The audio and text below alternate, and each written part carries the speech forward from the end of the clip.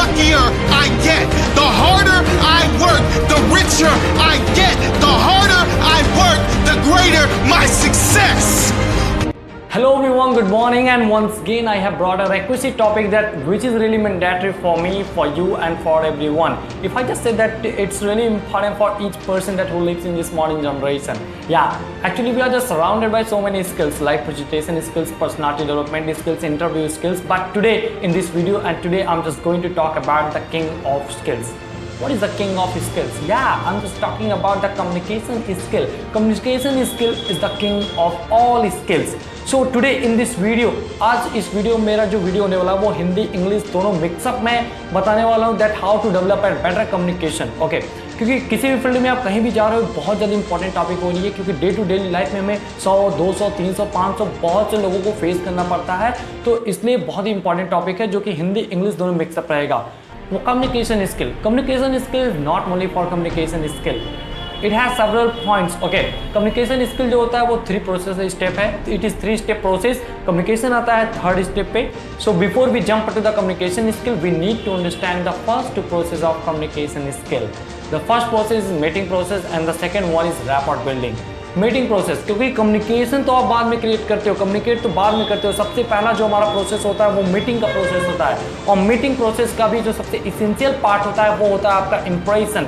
Like impression, बहुत लोगों ने सुना होगा your first impression is last impression, but as far as I know that your first impression is most important impression. क्योंकि जो पहला इंप्रेशन होता है, जो पहली इमेज होती है जो सामने वाले रिसीव करता है आपको देख के, आपसे बातों से, तो क्यों ना हम एकदम बेटर डेवलप करें अपना इंप्रेशन. एक ऐसा इंप्रेशन जो बहुत ज़्यादा अट्रैक्टिव हो, जो बहुत ज़्यादा चार्मिंग हो, जो सामने वाले के मन में एक अच्छी छाप छोड़ जाए.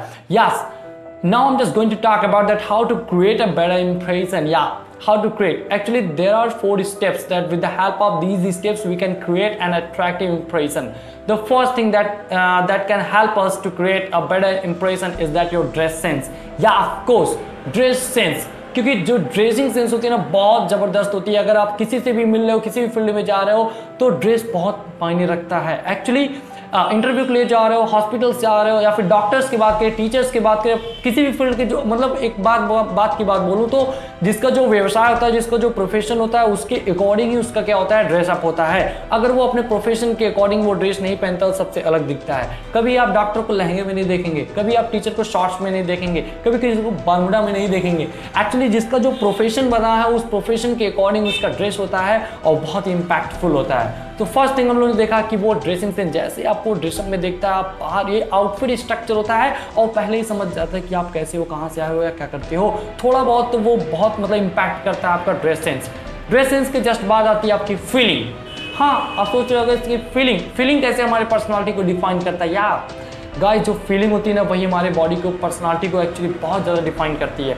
अगर आपका फीलिंग पॉजिटिव है, कॉन्फिडेंट है, अगर आप पॉजिटिव फीलिंग कैरी करते हो तो आपका बॉडी जेस्चर पॉजिटिव रहेगा और आप कॉन्फिडेंट दिखेंगे.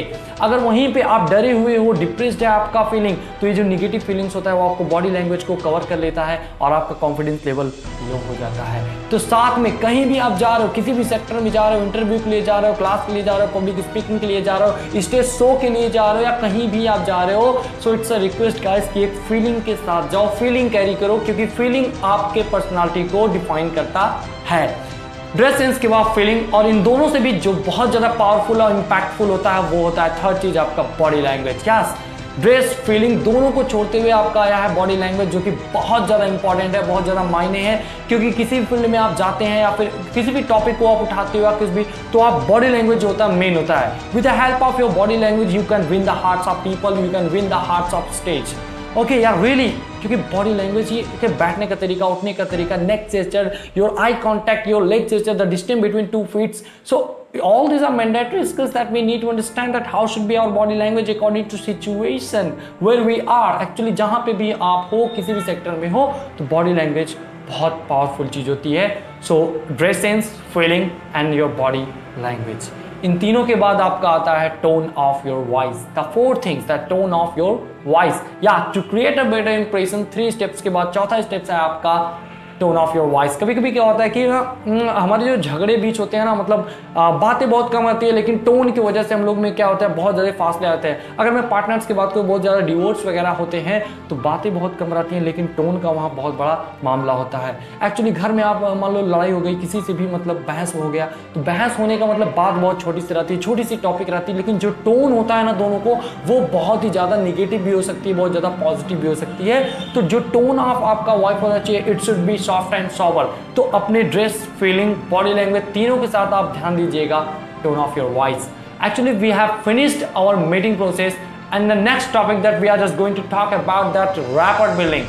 Rapport building. What is rapport building? Rapport building is a process to developing connection, to developing a better connection. Yes, to develop a better connection, वो क्या क्या चीज़ की बहुत ज़्यादा हमें ज़रूरत है। So first thing that's really very important for the rapport building process is that greet. मिलना जुलना। यार जैसे हम क्या करते हैं, पहले सबसे मिलते हैं, ठीक है, ग्रीट करते हैं। यहाँ बहुत लोग नाम बताते हैं, like hi I am Rajesh, या नाम आप बताते हैं, नाम बता के आप छोड़ देते हैं। लेकिन वहाँ हमें बस नाम बता के छोड़ना नहीं है। अगर आप बताते हैं कि हाय आई एम राजेश, तो वो भी कहेगा हाय आई एम नरेश।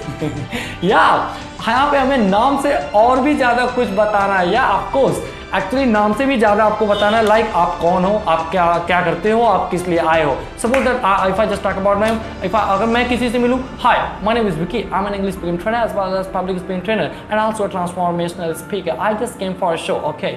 तो वो एक्चुअली आप जैसे ही अपने बारे में थोड़ा बताते हो बढ़ चढ़ के, तो वो सामने वाला बंदा भी क्या करता है, बहुत ज़्यादा और अच्छे से अपने बारे में भी बताता है। अगर आप शॉर्टली में अपना इंट्रोडक्शन फिनिश करते हैं तो वो भी बस उतना ही बताता है, ओके। सो ग्रीटिंग करते समय एक बात का ध्यान दीजिएगा, हमें केवल नाम बता के नहीं छोड़ना है, नाम के साथ साथ हमें और भी कुछ अपने बारे में बताना है कि आप कौन हो, किस लिए आए हो। ग्रीट के जस्ट बाद आता है second thing, find something common between us. Actually जब आप कम्युनिकेट करने जा रहे हो, जैसे आपने ग्रीट किया, अपने नाम से ज़्यादा कुछ बताया, सामने वाले ने भी आपको अपने नाम से ज़्यादा कुछ बताता है, उसके जस्ट बाद जो दूसरा स्टेप होता है फाइंड समथिंग कॉमन। उन दोनों में आप क्या करो, एक कॉमन चीज़ ढूंढने की कोशिश करो। कॉमन चीज़ जैसे कोई लैंग्वेज हो सकता है जो आपके दोनों में कॉमन हो, कोई प्लेस हो सकता है जो आपके दोनों में कॉमन हो। सपोज दैट मैं दिल्ली में गया था, तो वहाँ पे एक्चुअली मैं मिला बहुत से लोगों से, तो जैसे हम बताते थे कि हम लोग यूपी से हैं, यूपी से भाई कहाँ से, भैया आजमगढ़ से, अरे यार आजमगढ़ में तो मैं भी रहता हूँ। एक्चुअली हुआ क्या, मैंने कुछ कॉमन फाइंड किया, एक्चुअली मैंने कुछ कॉमन बताया। तो जैसे ही आप कॉमन कुछ बताते हैं, लाइक वो कोई प्लेस हो सकता है, कोई लैंग्वेज हो सकती है, तो वहाँ पे एक सेफ की फीलिंग आती है। जैसे आप कम्युनिकेट करो, हाँ भाई ये मेरी साइड से, लाइक सेफ की फीलिंग आती है। तो सेफ की फीलिंग के लिए आपको करना क्या है, एक कुछ कॉमन फाइंड करना है अपने बातचीत में, okay.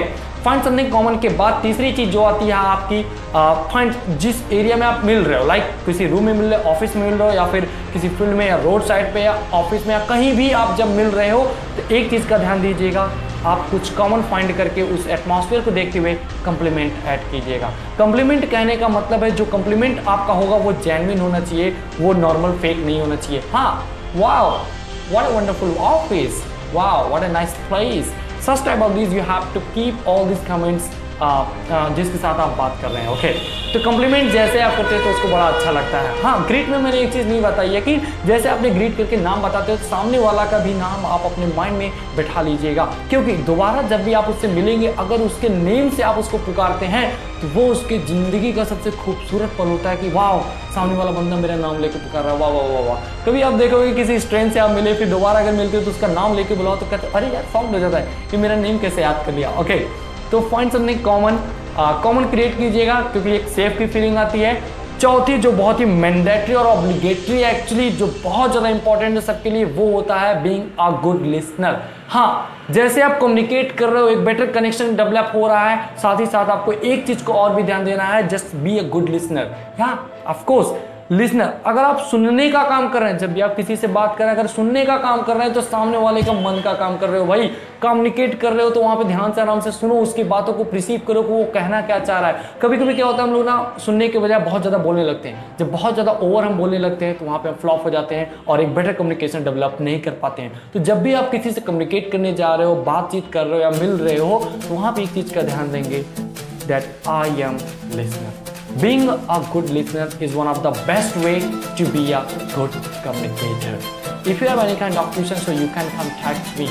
Thank you so much.